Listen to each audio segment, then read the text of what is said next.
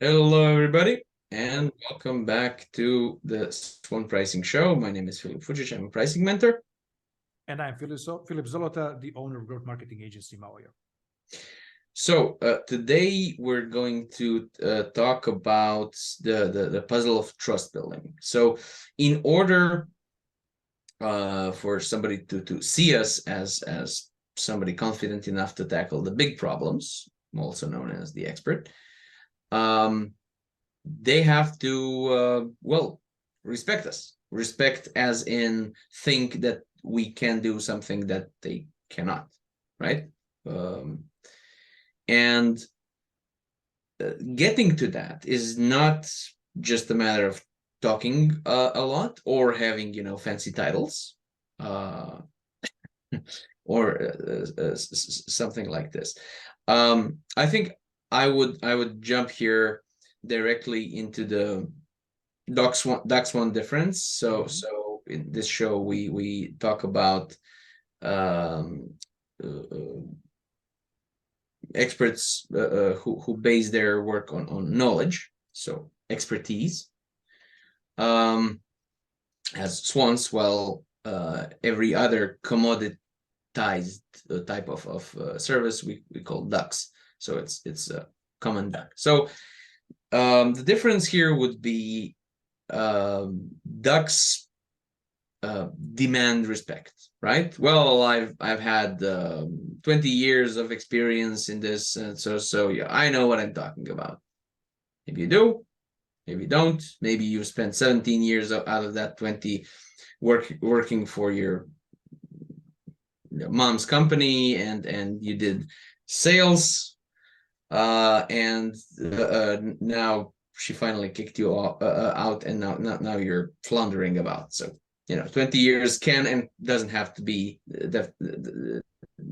mean much. So of course it's not like that for most people, but I haven't really gotten good responses or seen good responses when I said that or when my client said that. It's somehow expected, and clients usually either have a rebuttal or simply disregard that completely. More often than not, probably more often than they should, but still, it doesn't work. It maybe should work, but it doesn't, right? And what does work in my experience is a combination of things. Of course, one of them is mentioning numbers. Now, numbers are sometimes avoided because they're more easily proven wrong. So if I say I worked with 200 clients, and then I later on say I worked on 1,000 cases, that somehow doesn't seem right, right? And if I said a lot of this and a lot of that, nobody can catch me here. So people avoid it just in case, as a reflex. But I think people trust numbers more. So I'm always happy to say, yes, I actually worked on about 200 cases, which is not 2,000, but it's definitely not 20. And if I only say 20, most people say, okay, so about 20 or, more than 10. And so that's one thing. I'd like to think of another, but you go. How do you command respect? So not demand, but command. Yeah, it's pretty much clear. You're practically in the mode of giving. If you are talking with your respectable prospect about something, they need some level of help and support within respectable issue or challenge. You are there as a trusted advisor, helping, not doing anything to sell yourself or your service. You are there to do proper help and support. And what is happening if the other side sees, okay, this guy didn't try too much, because this is also one of the identifiers, which is addressing easily those who are in the duck segment, meaning they're simply overly salesy, trying too much to present themselves as professionals, as the experts, etc., etc. True expert don't have that that specific requirement and focus, as you mentioned. Tangibles, result-oriented, number-oriented, and provide transparent and open help and support. And after that, the point is, when you position yourself as a trusted advisor, you will be simply receiving an inbound leads afterwards. And in the end, the same prospect and after that client will be getting back to you. So transparent communication, provide help and support, give value, advise. Don't sell, because if you're overly salesy, pushing too much, you'll only reject people, and that's it. And what is important to mention, always what I suggest to people with whom I am working with, especially the experts in no matter which field, is that the fact, don't try too much. Advise, help, support, and that's it. Don't go in the sales mode. Surely play around the value, tangibles, results, numbers, as you mentioned, and that is it. If that respectable prospect need to become your client, it will be happening, but don't act and do too much. That is very, very important. And the primary element there is, if you're communicating neediness, that's wrong. You'll be rejected, and that is the point. And one of the ways that you are communicating neediness is being too salesy, right? You need to close it now. No, maybe you do. Yeah. But sorry, one thing. Yeah, sorry, go on. For the interruption. I forgot to mention a very important thing. No matter in which situation as a professional you are, you have zero clients, whatever, never be needy. You need to act like you don't need that respectable person and that respectable job. That's it. That is very important, because people get in crazy situations in which they can definitely help and support that client, but the client simply rejects them because they were trying too much. I think Blair Enns calls it the stench of desperation. So yeah, exactly. Yeah, exactly. So one of the ways in which you can project strength, right, command strength, as a SWAN player here, is that you are in a giving mood. So you're not saying, well, yes, I could answer that question, but you know I'll have to charge you. No, just and the reason why that works is something that's called the peacock principle. So it is said that Darwin wasn't a big fan of peacocks, simply because it was illogical to him that kind of a tail, which is obviously detrimental to the glorified chickens survival, could have come into being through evolution. But in fact, it actually makes sense if you consider it as a signal to the hen, which says, yes, I can't run properly. Yes, I can hide. And God knows I can't take off into flight very, very efficiently, but I'm still alive, which means there's something really, really capable about me, right? So, and that's why it's impressive. And a human civilization is full of status signs. Almost every status sign is ultimately self-inflicted handicap. So driving a really, really expensive car is impractical, to say the least. It's very enjoyable that 0.1% of time when you can actually put the pedal to the metal, but for most things it's just impractical, right? Or having a yacht, or having a huge pool, or having a really complicated hairdo, or at this day and age, having a really expensive watch. These things, yes, you do it because you like it, but also you do it because you can do it.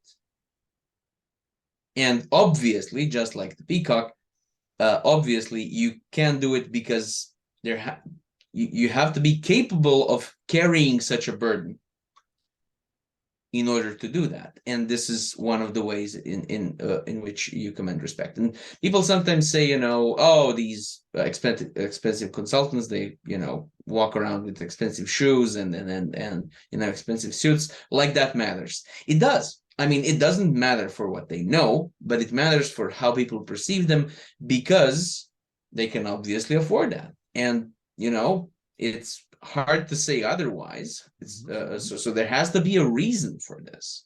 So this is the other side of the coin of the unfortunate phrase of stench of desperation. Everybody wants to be consulted by somebody whose advice is sought after, right? If it's not sought after, then maybe there's a reason why it's not sought after, right?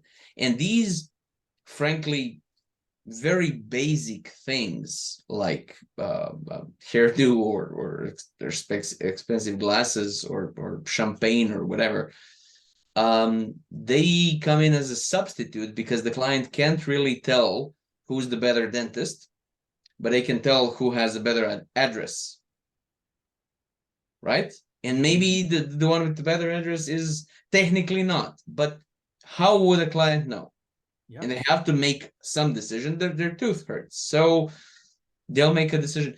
So this sometimes riles up engineers and engineer-like people, because they say, objectively, that has nothing to do with the truth. That's true. It is. It just doesn't help that it's true.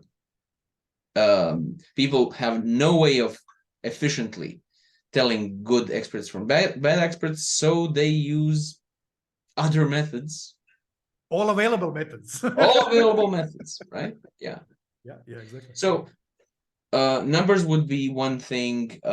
Displays of status would be other. How do you I mean, diplomas used to be the thing back in the day, and then certificates. I actually don't really know much about the update on that. How are diplomas seen now? Are they completely superfluous, or do they have their merit?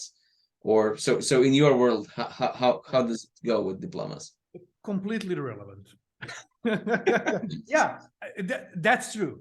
Especially nowadays, and what I like generally, where the world goes, focus on results, what you are able to do, and you can confirm the previous experience by doing something. You have case studies. That's it. Diploma, certificates are not important. Okay, they are important in some respectable activities when you're working with some larger corporations, etc., etc., etc. But they're not a make or break, because in the end of line, the connection will be happening between people. So certificates are only the added value. When you are employing somebody, finding additional resources in terms of potential contractors, subcontractors, and partners, it is completely relevant. Only important thing is, what do you know? And that's it. And in trying to convey what do you know, I think references are a good point. Yeah. So the classic way of that people do references, so I put somebody's logo on my website. I think that's way overdone, firstly. Secondly, technically anybody can put Coca-Cola's logo on their website. Absolutely. Right? And maybe you did work for them, and maybe you did work for them as in you went there and you changed one light bulb, right, and charged them $5 for that, and now you can say Coca-Cola is my client. Technically true, right? As they say in Futurama, technically correct is the best kind of correct. But a good way of doing it would be, firstly, not to display every reference that you have, because for most people, I mean, most references nobody ever heard of, which is, nice, but you're wasting my time. You could have made up these people and I would never know. So I will not, as a rule, people will not say, well, I could be suspicious of this, but I'm not. No, you're after their money. They're going to be suspicious. So I would put in less references, but say something about the project. Doesn't have to be sensitive, but, and this is coming back to an older point today, include a number. So this was a big project. Big for you or big for me or big for Microsoft. Okay. So no, we did, we connected 72 separate databases. Okay. That's decent, right? Whatever you did must have been stable and this and that. So, right. I think what we're trying to say today is, people think, it's I know what I know. I know I'm important enough to say this. I know I'm confident about to say that. I have enough experience to do this. The clients don't know this, and it's talking a lot about it and putting on many pages of it's not gonna do it. It's not gonna do it. And even if you do have every right to demand respect, it's much better to command it. Yeah, because that's the SWAN way, right? Right. So just in 2 minutes, do you have anything to add or an example or something? Yeah, you practically covered everything, but I only wanted to add one thing about the references overall, what I'm suggesting people, especially so many projects behind in terms of the development, how you present the references, portfolio, etc. Written testimonial is awesome. Written testimonial with avatar and picture, whatever, cool. Video testimonial, amazing. But what is the strongest one? Here is the number, call them. Yeah. The same way we were building our house. We had several companies with whom we were talking about building, starting cooperation, because it's a big project. And we decided by that criteria, the guy professional who took us for the hand and drove us to every one of his clients. Every client who saw him, it was a big smile on the face. He commanded